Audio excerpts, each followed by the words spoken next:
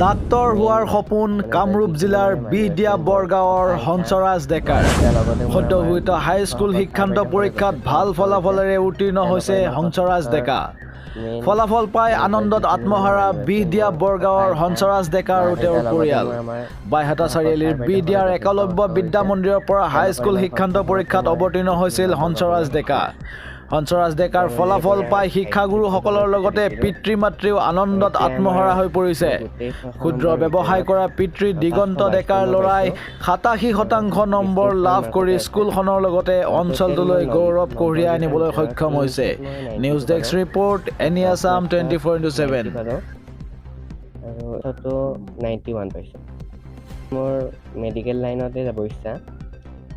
মই এতিয়া মানে এই 2 বছৰ ফাৰ্ষ্ট ইয়েৰ আৰু ছেকেণ্ড ইয়েৰত নীটৰ প্ৰিপাৰেশ্যনখিনি কৰি বাকী পৰীক্ষাটো মোৰ দিব খুজিছোঁ আৰু যিমানখিনি পাৰোঁ ভালকৈ চেষ্টা কৰিম মোৰ ফালৰ পৰা।